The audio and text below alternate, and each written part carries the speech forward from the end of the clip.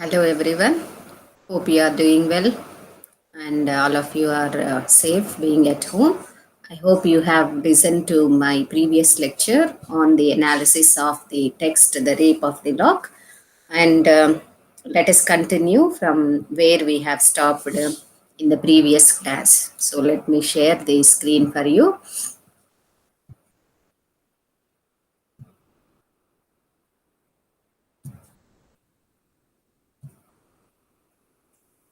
Here is the text.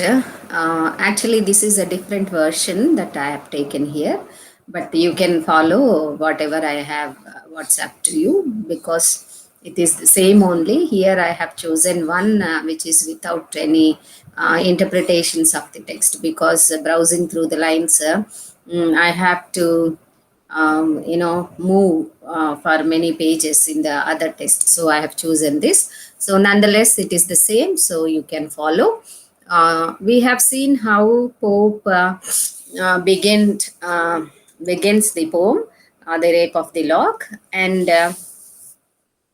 he actually um, begin with a kind of invocation and proposition which is on par with the epic style because it is a mock epic poem, and we know that Pope is using all the epic what you call conventions, and so he brings in the supernatural machinery also, so which is in the form of dwarfs, sylphs, or elves, or fairies, etc. So we have seen that the heroine of the novel that poem, that is Belinda, is sleeping till the afternoon, and very ironically Pope mentions that sleepless lovers wake up just at 12. That is how very with a satire he says that lovers spend sleepless nights and they wake up at 12. And when she um, wakes up, of course, she won't get out of the bed, but again, she starts to slumber in the bed, and there she is dreaming.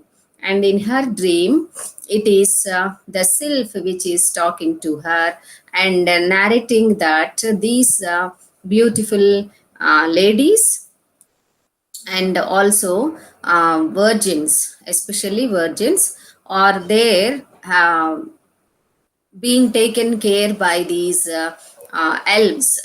And she, of course, states that we are the inhabitants of the air, and if ever one vision touched the infant thought, and the sylph refers to the infants who were told the stories of the supernatural elements, like the fairies, elves coming to the ground and dancing and leaving the silver coins and the circled green, etc. These tales are actually told by nurses and then preachers, that is pastors. Okay, so if ever you have believed, so you have to believe my words also. That is what she says.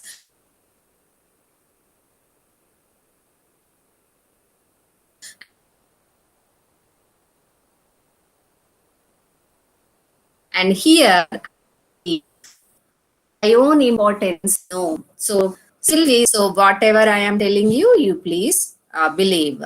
And she is asking Belinda to know her importance. Nor bound thy narrow views to things below.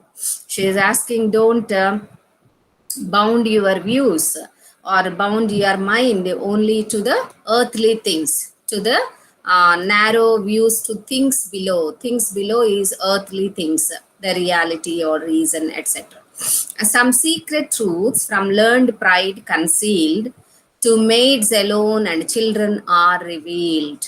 So, Sylph is telling that there are some secrets in the nature or in this universe which are not revealed to the learned. Here, this word is used with emphasis because neoclassical poets, of course, have emphasis on the reason and the rationality etc. So they may not be able to believe fairy tales like which Sylph is telling. That is why the Sylph is mentioning here.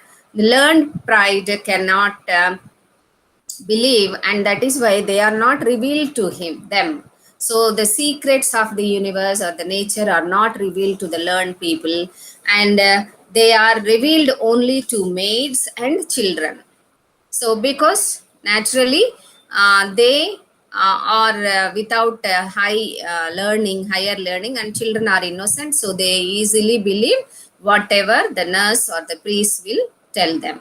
What though no credit doubting wits may give, the fair and innocent shall still believe. So the people who are intelligent or people who are educated, they are always doubting the reality or the supernatural, whether they exist or not. These the questions of existence of God, or the miracles happening, or fairies coming to the earth, etc., are not believed by the wits, by educated persons. So they won't give any value to this. But the fair and innocent shall still believe. But beautiful ladies like Belinda and innocent children, of course, believe these stories. So the Sylph is telling, no, then. So the Sylph is wanting Belinda to know that unnumbered spirits round thee fly. So round you, unnumbered spirits keep on flying.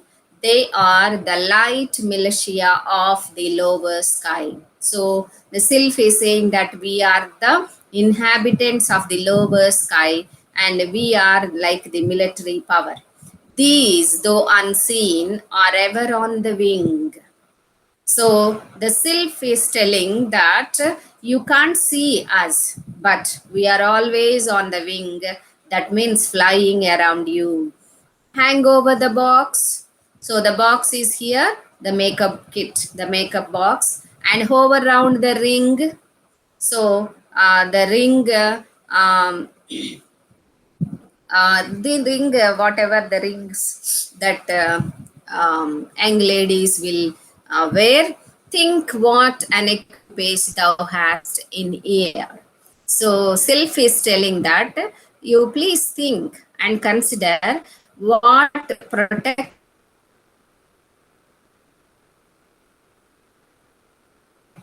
force you have in the air.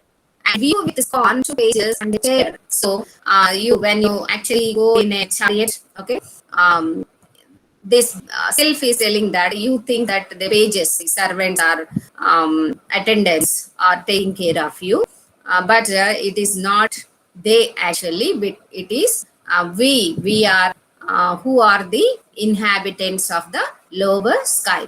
So as now your own, our beings were old and once enclosed in women's beauteous mould. Thence, by a soft transition, we repair from earthly vehicles to these of air. So, here actually, Pope introduces a beautiful story about women. Actually, Pope in his life is believed to be misogynistic. He never liked women, especially because of his personality. It so happened that no women befriended him, and he also did not nurture good feelings towards women, and he has all ill feelings also. And along with his personal experience, the age with its hypocrisy and immorality, etc., and also women who are preferring to lead luxurious lives and vanity, okay. And though chastity is very much emphasized, we don't know how many are chaste, etc. So with his personal grudge or whatever it is, he introduces a kind of theory, which of course he discloses in the following lines, stating that women live even after life, transforming their forms into sylphs, okay, as we see now. So the elements of the lower sky, he didn't say that women will go to heaven, etc., but he says that women, of course, will be hanging in the lower sky, and will be revolving around the beautiful women like Belinda. Okay, so and then he brings, or he makes into categories, all the souls of women who die, of course, turn into different supernatural machinery, like elves, gnomes, etc., okay, gans, all those things. So let us see what he says regarding this story regarding afterlife of women who, of course, pass away from this earth, and how they still stick to earth because of their unfulfilled desires, or their longing, or their vanities, etc. So let us see that. He says, as now you were own, our beings were of old, so, as you are now, that is what, as now you are own. So, Sylph is telling that, Belinda, as you are now a beautiful woman, we were also like that previously, and once enclosed in women's beauteous mold. So they, Sylph is saying that we were also, of course, enclosed. Our spirits are enclosed in women's beauteous mold. We were also beautiful women. Then, by a soft transition, we repair from earthly vehicles to these of air. So, with some kind of transition after our death, we become into this, what you say, spirits of air. Think not, when women's transient birth is fled, that all her vanities at once are dead. The Sylph is telling that, don't think that when women pass away, or when women die, all her vanities will die along with her physical life. So Sylph is telling Belinda not to think like that. Don't think that women after death will not be here, and all their vanities will get vanished after their death. Succeeding vanities she still regards. So even after that, women are behind their vanities. And though she plays no more, overlooks the cards, her joy in gilded chariots when alive, and love of Umber after death survive.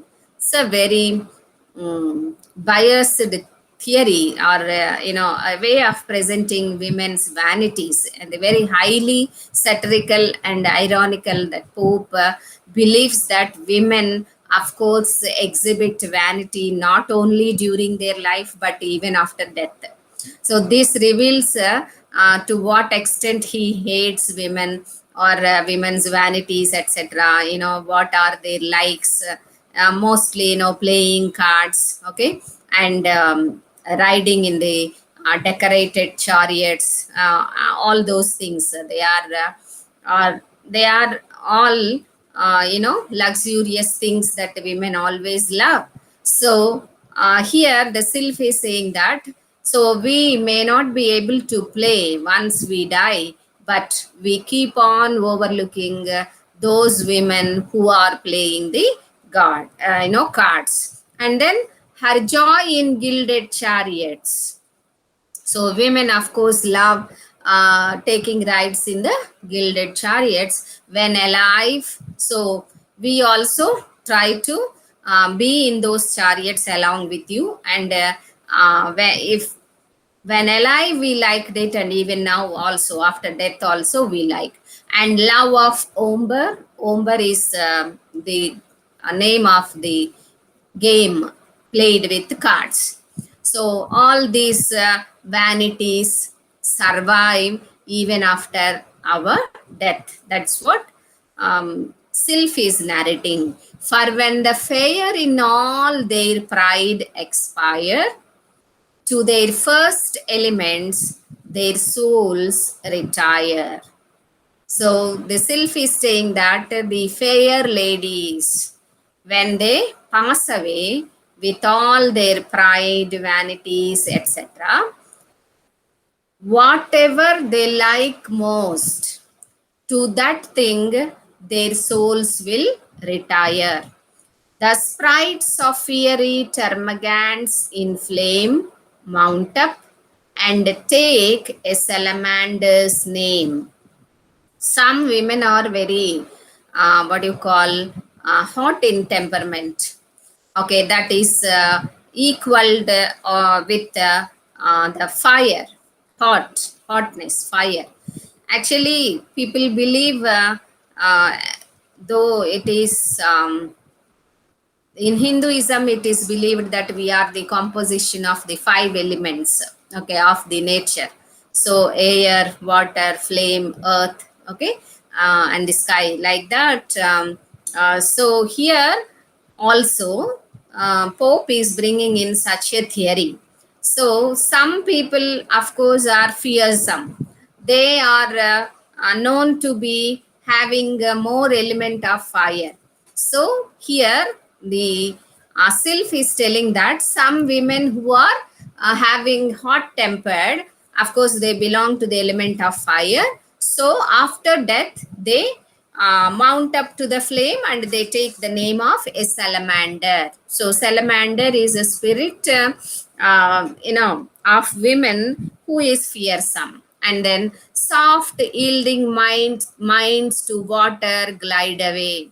Some women are very soft in mind, in talk, etc. They, of course, become nymphs. Nymphs are the sylphs, are spirits living in water. So the soft, because water is soft, they actually glide away and sit with nymphs. So they become nymphs.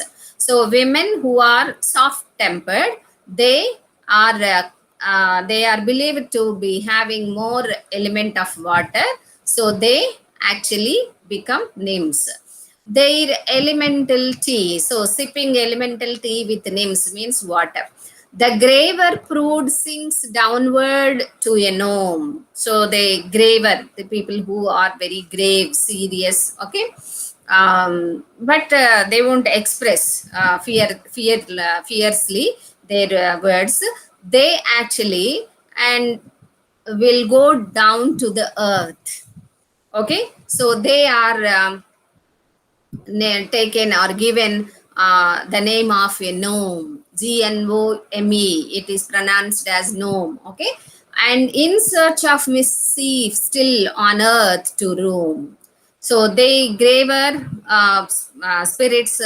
They of course return to earth and they keep on searching for mischiefs on the earth.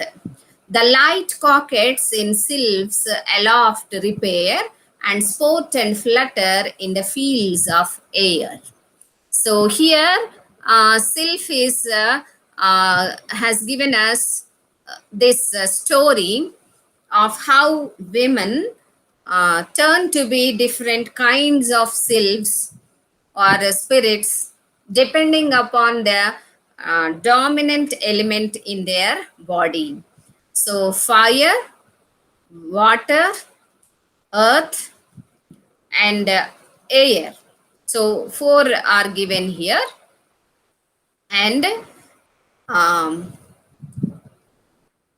yeah, so the four, they become four different kinds of sylphs or spirits. So salamanders, nymphs, gnomes, and the coquettes in sylphs aloft repair, that is sylph, and sport and flutter in the fields of air. Sylphs are in the air. So now the sylph which is guarding Belinda is a sylph. So I hope you have followed this theory. Don't think that it is attached to any kind of religion, etc. But it is purely based upon some of the superstitions that are in circulation in the society, in those society, as we have seen the sylphs coming and dancing on the green lands and making a green circle, etc. So based upon those beliefs, of course, Pope might have created this kind of explanation for the spirits of women, especially, who live with vanity and die with vanity, and even after death they don't leave their vanities, and in order to pursue their vanities, of course, they change their spirits. They are changed into spirits of different types, which according to their predominant nature, with the names like salamanders, okay, nymphs, gnomes, and sylphs. So this is how Sylph explains Belinda that we are also once upon a time beautiful women like you, and after death we have become like these spirits, and because we still carry vanities, we love to take care of the women who are beautiful and continuing the vanities of taking ride in chariots or playing the card of Omber, etc. So this again Sylph is saying, no further yet, whoever fair and chaste rejects mankind is by some Sylph embraced. So we are here in the air and we always take care of the beautiful maids. But you should know one thing. We will be taking care of those young virgins who are not encouraging any thoughts of a man. So she says that, the Sylph says that we will take care of virgins only who are not nurturing any man in their hearts. They reject mankind. So, and as long as you are not in love with any man, you are safeguarded. We will be taking care. So we will embrace you. A one or the other Sylph will be embraced. For spirits freed from moral laws, with ease assume what sexes and what shapes they please.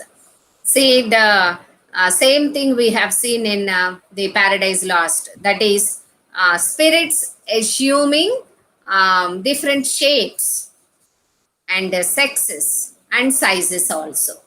So we are, because we are supernatural machinery, we are spirits, we can, of course, unlike mortals, unlike human beings. Mortal laws means the laws governed for human beings. Now if even if we want, we cannot reduce our size, or we cannot change. If we are a man, you can't become women, or if we are women, you can't be a man, or if your height, your weight, etc., or your face, whatever it is, you cannot change. But the spirits are not like that.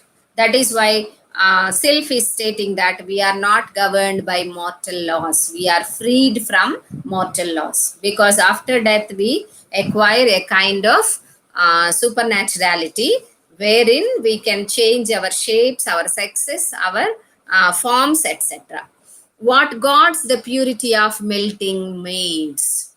So whatever is required to guard the honor of the what do you call, the virgins, of course we will be taking into that shape, and we of course keep on guarding or taking care or watching these maids. Okay, melting maids. Melting means actually, when it's believed that women of course are very weak, and they easily fall for the words or flattering words of men, or for costly gifts, etc.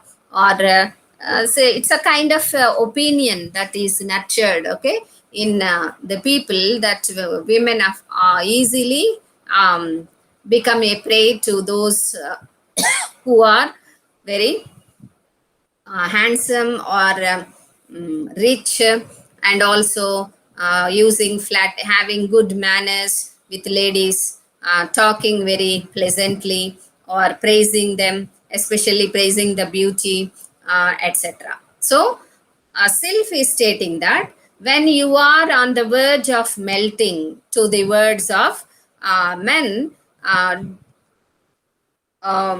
you don't know who is taking care of you. And the sylph is saying that it is we who take care of your honor, virginity, etc. In courtly balls, so ballroom is a kind of dance form. You can just Google for ballroom dance. You will understand what that dance is and how people of elite classes usually in those days also. Now we feel that we have discotheques and all pubs, etc. But in those days also people used to arrange for big gatherings and court ballroom dances, etc., and midnight masquerades. So it is nothing new that we in 21st century are discussing regarding discotheques, pub culture, and what is this way of drinking, eating, and dancing till midnight, etc. And in those days also this that is there, the midnight masquerades, safe from the treacherous friend. So when women go to attend these courtly balls, courtly balls means people who are what do you call, attached with the king or queen and the court only will arrange great parties or big parties. Now in those days it is the king, but now it is like industrialists or capitalists, okay, or leaders, who are in the party leaders, etc. They keep on arranging so big parties. In the similar manner previously, people who are attached with the king or queen, okay, with the king's court, people who are in good jobs or landlords, etc., they used to arrange. That is why it is noted as courtly balls and midnight masquerades. They used to wear masks and keep playing games that extends to till midnight, etc. So in those days, in those times, okay, during that time when women are taking place in those kinds of balls, masquerades, etc., we are the one who will be safeguarding you from treacherous friend, the daring spark, the glance by day, the whisper in the dark, when kind occasion prompts their warm desires, when music softens and when dancing fires, it's but their sylph the wise celestials know, though honor is the word with men below. So whenever women are going to be in a dangerous situation, when they are being becoming the soft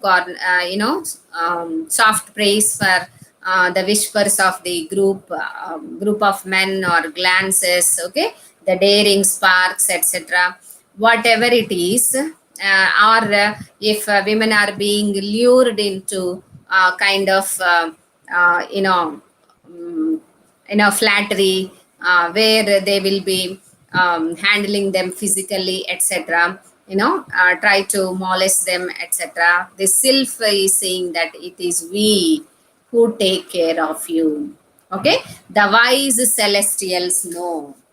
So we know when to guard you and when to make you alert, okay, and so that you should not become a prey for the other men's desires, etc. Though honor is the word with men below, but if a woman is rescued, okay, if a maid is rescued, usually that is ascribed to some other what you call um, some other men in the in the same party, okay, etc. Some nymphs there are too conscious of their face. For life predestined to the gnome's embrace, these swell their prospects and exalt their pride. When offers are disdained and love denied, then gay ideas crowd the vacant brain. So there are some nymphs too conscious of their face. Some are very much involved with their face. For life predestined to the gnome's embrace, these swell their prospects and exalt their pride. When offers are disdained and love denied, then gay ideas crowd the vacant brain, while peers and dukes and all their sweeping train, and garters, stars, and coronets appear, and in soft sounds your grace salutes their ear. It is these that early taint the female soul, instruct the eyes of young coquettes to roll, teach infant cheeks a bidden blush to know, and little hearts to flutter at a view. So, some women, of course, who are very careful about their appearance, and they, of course, become the soft targets for the dukes, okay, or peers, etc. And they try to lure them with garters, okay, different kinds of gifts here, okay, like what do you say, bands, okay, wrist bands, etc., coronets, and then soft speaking, okay, impressively speaking, impressively with the women, etc. They try to taint the female soul. So they, and we also try to teach some sylphs, teach women how to be roll their eyes or blush, okay, and to what you call become, or flutter their little hearts at a view at a handsome man. Oft when the world imagine women stray, the sylphs through mystic mages guide their way. Through all the giddy circle they pursue, and old impertinence expel by new. So the sylph is telling that when women are there in parties and we only teach them how to behave, and also we are the ones actually to save them also.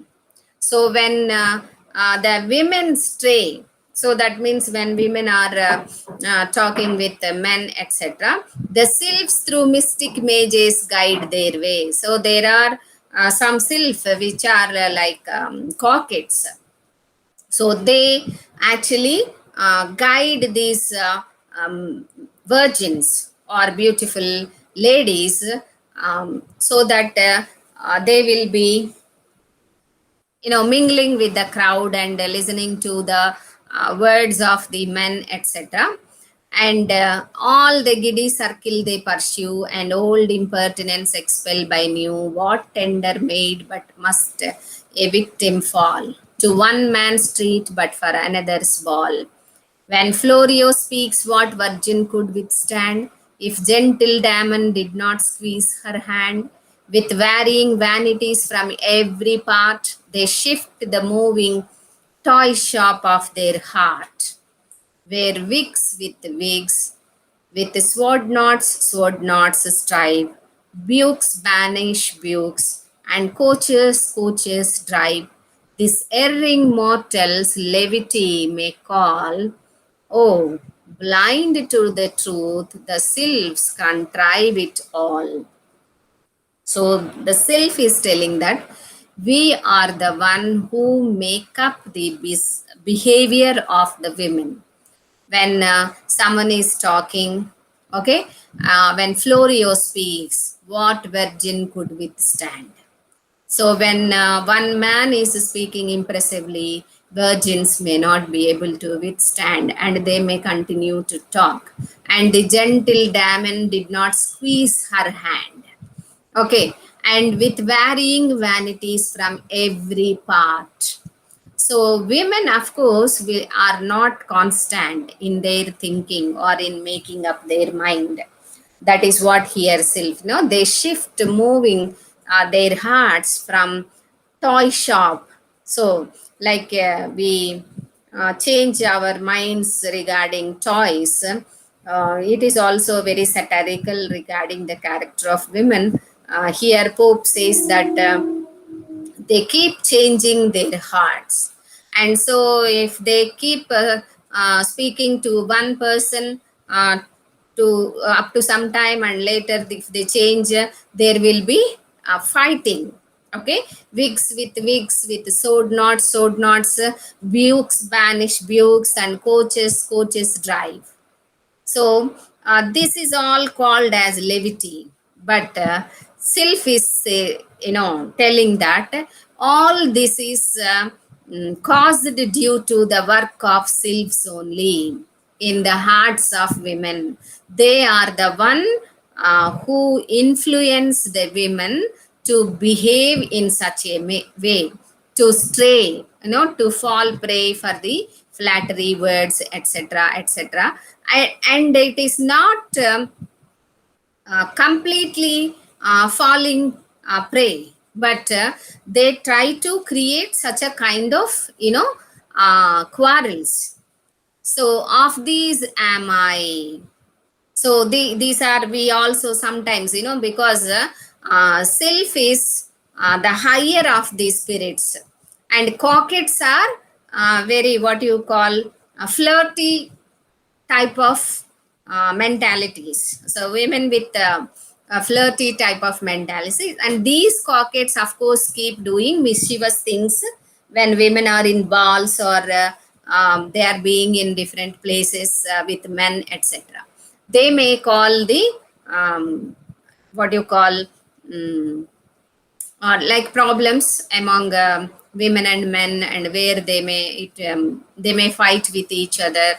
Okay, they change their minds, etc. They won't be constant, etc. So when such things occur, people innocently believe that it is their doing, but it is not that. It is because of our spirits. That is what um, the self is saying. So after telling what is the origin of the self and what their duty is, and how they originate, and how they are in the air, etc., I am also one among one such self among all, and I have taken your protection. I who thy protection claim. So the self is saying that I have taken your claim, a watchful sprite. I am a very watchful spirit, and Ariel is my name. So my name is Ariel, and it is the spirit of the air. Okay. Late as I ranged the crystal winds of air, in the clear mirror of thy ruling star, I saw, alas, some dread event impend. So this Ariel is telling that when I am viewing at your day today, the mirror is like the future, mirror of the future, your star. So the stars, our zodiac sign stars, etc., which forecast that something is going to happen, whether it is pleasant or unpleasant, etc. You all know that. In a similar manner, here the Ariel is telling Belinda that while I was observing your, what you say, future, the day, what is going to happen today, I saw very unfortunately that there is one danger lurking. Something is going to happen to you. But what is that heavens are not revealing to me. So they say that some dread event is impend. So some fearful dread event, unpleasant event is there in your stars today, but heaven is not revealing to me what is that exactly, and how it will happen, where it will happen. Warned by the sylph, O pious maid, beware. So she's saying that you are till now a very chaste virgin, so please, I am warning you, be careful. This to disclose is all thy guardian can. So I can do only till this end, up to this moment. That means I can only guard you. Beware of all, but most beware of man. See how it concludes. Self is telling that you should be very careful of all things, but you should be more careful than usual with men, because with men what happens, previously we have seen there is a danger that they may lose honor, they become a prey for the flattering words of men, or someone can squeeze their hands, or they speak wrongly about the women, okay, or they may there is a chance that they will change their hearts, etc., or because of this these women some quarrel may occur, etc. So or someone may try to what do you call, um, some man or another, some men may try to dishonor her, okay, or cause some harm to her, etc. So that is why the sylph is advising the virgin Belinda to be careful, but to be careful with everything, but to be more careful, okay, than with all, with man. Beware of all, but most beware of man. So that is how the sylph warns. So this is actually the dream. This is all going on in the dream of Belinda. So I think after 15 or so 20 lines of the poem, the dream has begun. And in this dream, actually, the whole story of the sylphs, how women become sylphs, etc., and what is their duty, and how they guard women, or sometimes they entice women also, they create mischiefs for women also, and how especially virgins are taken care by the spirits like Ariel, and it is warning the danger that is going to happen to Belinda. So in today's class, I will stop here. Hope you will listen to it, and you will follow.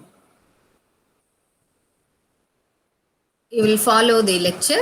If you listen with the text in front of you, of course you can follow, and try to read the lines also. And though you can't make out the meaning of some words here and there, don't worry.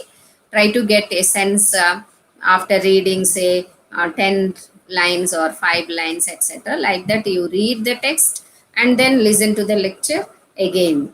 So one listening, you may not give you any clarity. So it's better if you listen twice or more than that also if you want. Okay. Have a nice time.